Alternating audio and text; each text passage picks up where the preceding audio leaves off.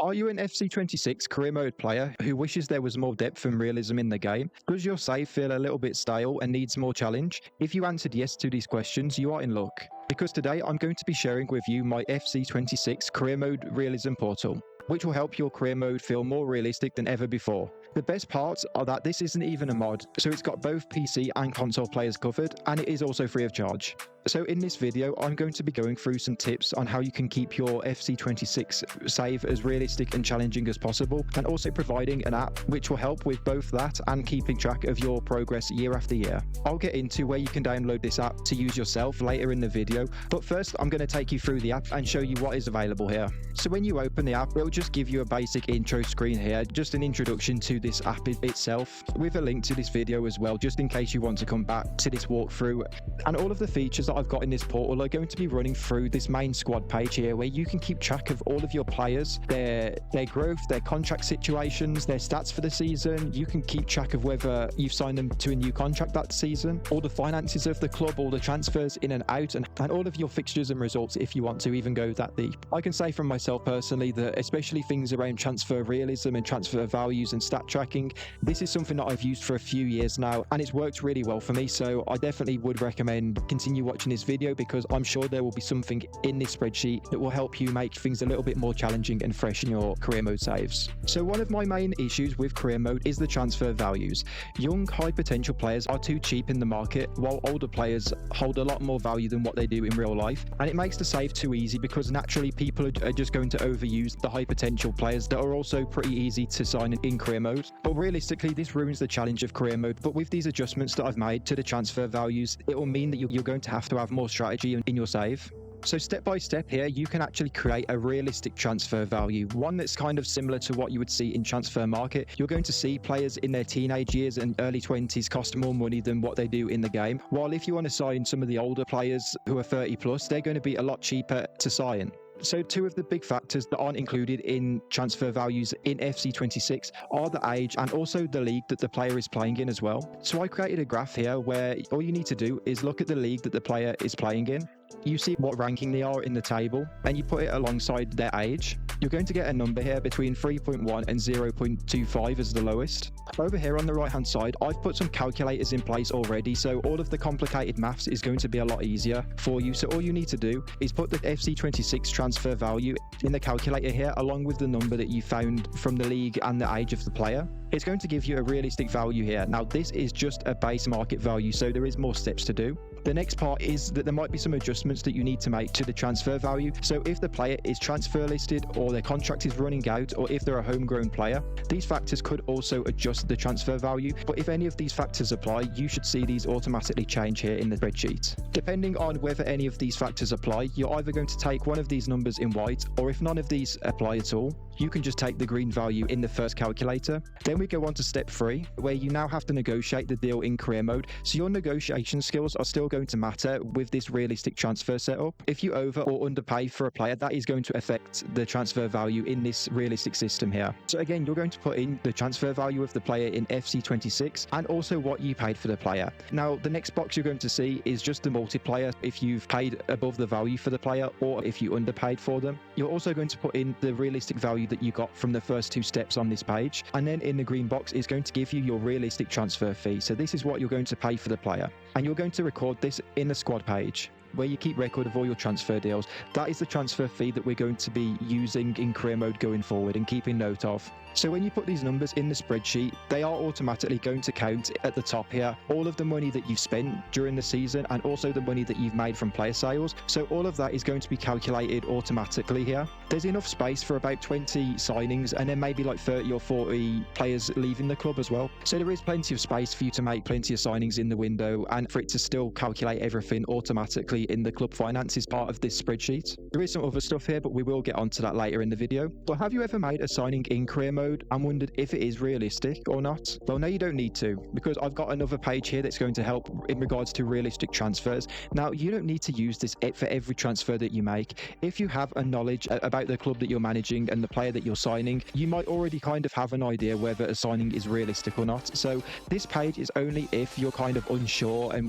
just want a little bit of help to indicate whether something is realistic or not. Now, this isn't perfect, don't get me wrong, but I feel like this is quite a good calculator that I've been using as well. And I just want to give a shout out to the YouTube channel Busco Football, who originally created a formula similar to this a few years ago, and that's how I found this out, and I've made adjustments since then. But all you're going to do is fill out all of these points here in the blue bars about the player that you're signing. So first of all, you can't sign a player if a significantly better club are interested in them. Now, most of the time when you go to sign a player there, it doesn't say if a club's come in for them, but just bear that in mind. Now, a lot of these different factors are relatively simple, so add or minus 1 for every overall difference from the player and your club, -5 for every one potential rating the player has higher than your team's overall rating. You can just scan through these step by step. On the right hand side of the points tally here, if you need to know where you can find some of these things like the club ratings, domestic prestige and international prestige, where you can find those are written on the spreadsheet, and you can go back to those if you want to. Any transfer that has a score of 0 or above indicates a realistic transfer.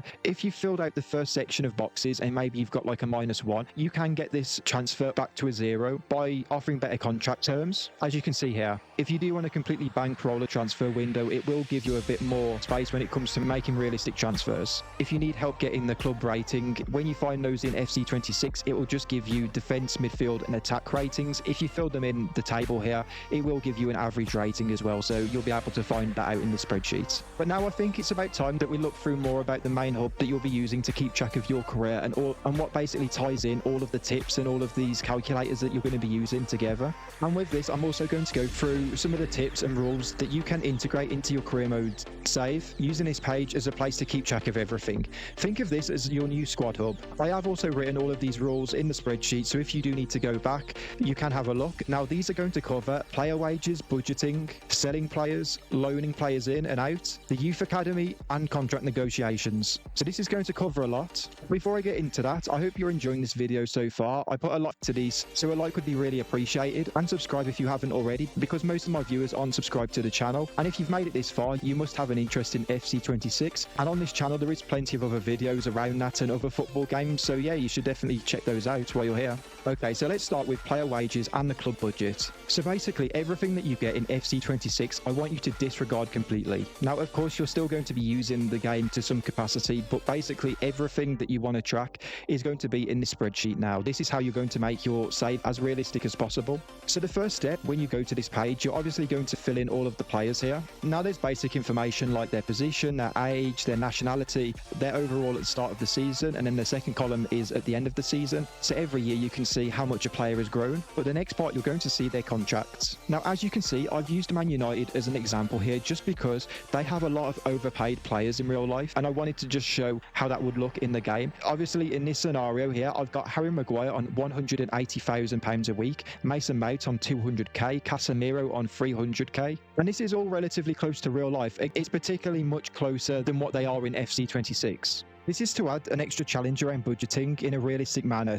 So the first step in order to fill out this spreadsheet accurately, you can either use Capology, Salary Leaks, or just the Football Manager database when the new one comes out in the next month or so, where you can find the realistic contracts of the players and you can add them to the spreadsheet yourself. And again, the spreadsheet will automatically count the wages for you for the entire team, so you can see that in the budget part of the page again. Now, in terms of adding an accurate budget for both the transfer and the wage list, that is something that I would recommend using, again, the Football Manager database for, or just check in real life. Now, when it comes to wages, I wouldn't recommend expanding them too much. If you stay in the same competition year after year in the game, maybe you can increase them slightly, but I would say generally you should only really increase your wage budget dramatically if you get promoted up through the divisions, or maybe if you qualify for European football, or something like that. On the flip side, if you drop out of European football, or get relegated, or if you're taking over a club that is maybe in debt or are just coming off of parachute payments, again, maybe you can actually reduce the wage bill. It really depends on the club that you're taking over.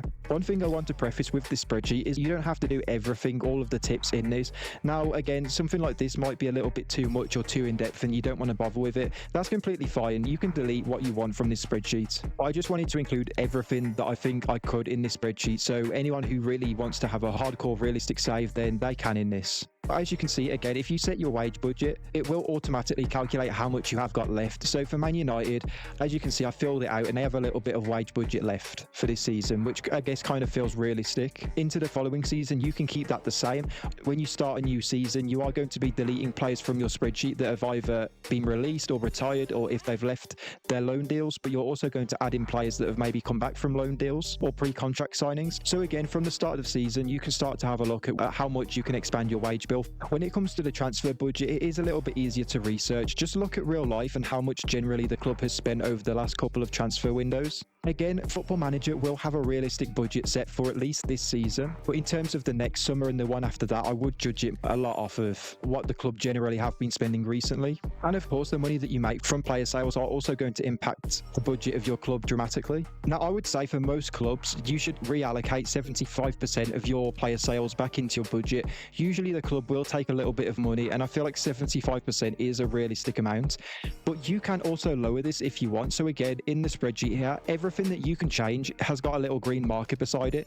So for example, if you're taking over a club that are in debt, or maybe you're taking over a club like Wolves where they sell their best players but don't reinvest a lot of the money back in the squad, again, you can lower this amount if you want to. And as you do it, you are going to see how that does affect your budget on this page as well. When it comes to selling players, again, you can use the realistic transfer value calculator. If a better club comes in for a player, you should look to sell them. Don't be reluctant to sell that player, even if they are one of the key players in your squad, because realistically, every club loses their best players at some point. So if this situation does come up, maybe even set yourself the challenge of replacing that player. Obviously, you can still negotiate the deal, and if a club isn't offering maybe what your assistant is saying you can get for the deal, you've got every right to decline it. But I would generally say if a better club comes in for a player, you should look to sell them. Although you can limit this in terms of realism, I would say that if clubs come in for your whole starting 11, you don't have to sell all of them. I've got here that maybe if you limit it to 2 in the summer window in terms of first team starters, then I feel like that's a fair amount, so it stops you being pressured into selling every one of your key players in one window. Of course, you can sell as many as you want beyond that point if you want.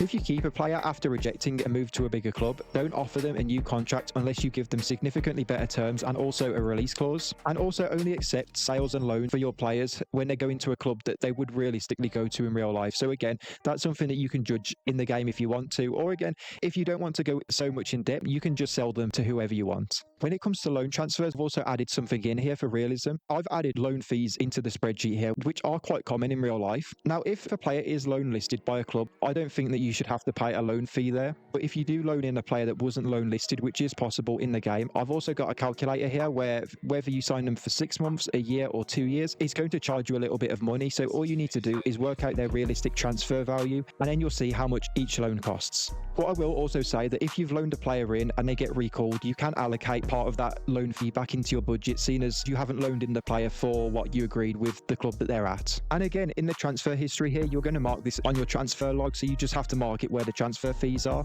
I have got a column on the side here that you can use to put in if a player has been released or loaned or whatever. You can also put in the fees that you paid on FC26 if you really want to, but you don't need to. But there is an extra column for a little bit of extra information if you want. Now, when you're negotiating a new contract, there's a few other steps that I would recommend. If it's early in your save and a player that you're signing is on the same contract as they are at the start of your save, you can even look at the player's contract in real life and consider that in your negotiations when you're figuring out what a realistic contract would be to offer that player. And if a player is currently under contract at a club, don't offer them lower wages than what they have currently, because they're not going to realistically take a wage cut unless it's like some crazy circumstance where a player's going back to their boyhood club or something. I would generally stay away from underpaying players. When it comes to free agent signings, whatever you agree in FC26, I would add a 25% wage increase and add that into your spreadsheet when you're putting the player down in your squad, because usually free agents do get a slightly better wage because the club obviously aren't paying a transfer fee for them. Another tip is don't offer a new contract to one of your players if they are unhappy at the club. The only exception is if they're unhappy because of the contract that they're on. And if a player's contract is running out and they aren't in your plans, let them go on a free. That is what realistically would happen in real life. Don't sign them up to a contract and then sell them straight after that. Like, that is completely unrealistic. Another tip that I have got, and this kind of goes a bit more in depth, but don't overdo it when it comes to signing free agents in the game. And what I mean by this isn't the players that get released by their clubs during your save, but the players that start as free agents. So I'm talking about like those Mexican or Qatari players that aren't free agents in real life, but their clubs aren't in the game, I would stay away from signing those as free agents, because at the end of the day, again, they're not free agents in real life. Although if there is a player that you do want to sign under that circumstance, just mark them down as an actual transfer in your spreadsheet so you can find their league in the table. Again, I've added some unlicensed leagues into this spreadsheet for this, and work out their realistic transfer value again and add it in as a permanent transfer if you want. And that also applies for the free agent regen players. Again, I feel like they're a bit overpowered. If you want to pretend that they are actually contracted to teams in real life, you can maybe take the nationality that they're at and then use an unlicensed league that isn't in the game, that is on the realistic transfer spreadsheet here. And again, calculate a realistic value for them and mark it as a transfer fee on the main page of your spreadsheet. Now, this next part doesn't really impact the spreadsheet too much, but when it comes to the youth academy, there's a few ways that you can replicate a realistic academy experience in the game. So first of all, you need to have a realistic number of scouts in your club, and how much you can expand your youth staff by will be based on your club's star rating. So for example, clubs that are rated between half a star and 2 stars will get 1 scout allocated to them, which is going to be assigned in the nation of that club. 2.5 to 3.5 star teams are going to get the same, but you also get a second scout. That's assigned to a nation in the same region. And then if you're a 4 to 5 star team, you're going to be able to get a 3rd scout where you can assign to any nation in the world. The quality of the scouts should also be reflected by the club that you're managing in the game. I would say a good general rule in terms of the quality of scouts that you hire is just hire scouts that have got the same rating as your club. That would be my general rule if you didn't want to do any extra research. There are clubs that this doesn't apply to. For example, Ajax, who I think would have better youth scouts than ones that would be rated 4 stars. And the final step is how you can replicate a realistic youth intake at the end of the season. So assign your scouts to their jobs before the start of the season, and then send them out for 9 months. Ignore all of the scout reports that come in during the season. When you're in the final month of the scouting, just before the final scouting report is due, check which players you have waiting from your previous reports. Then you can sign who you want to sign and build a balanced squad. So when you're building a balanced squad, you can't have more than 2 players in each position, so you can't just stockpile a load of really good strikers. No, you need to get an even amount of defenders, strikers, midfielders, etc. The reason why I said to do this before the final scout report is just in case you can't get the squad even at the first attempt, you've got a second attempt with your final scout reports to even things out. And then after your first season, when it gets around this point in the year, you can basically look at your current youth academy, and then you can go through and assess if you want to call a player up to the first team for the following season, keep the player in the youth academy for another year, or just release them entirely. Now again, it depends how much time you want to put into keeping track of everything. There is a section at the bottom here where you can keep track of youth academy players if you want. It's not something that I do personally, but I thought I'd keep it there just in case you want to. Also, any players that have played for your club that have been sold partway through the season, you can just drag them into the sold players part. If you do want to still see their stats from the season, you know, if they've left in January or maybe after a few games in August. And the final part, which is fairly simple, you can also stat track the season that you've played as well. So here you've got all your stats, you know, where you finished in the table, your wins, your losses, your points, everything like that. You can put all the competitions that you were in and how you did in them. Here we've got a league standing section, which you can fill in however much you want. If you want to fill in every single league table in the game, there's enough space to go down if you want. I just like to track the top 4, who got relegated, promoted, and then the major competition winners in the game, as you can see below. And again, I don't really keep track of the fixtures that happen in my game, but if that's something that you are interested, there is also a section there as well.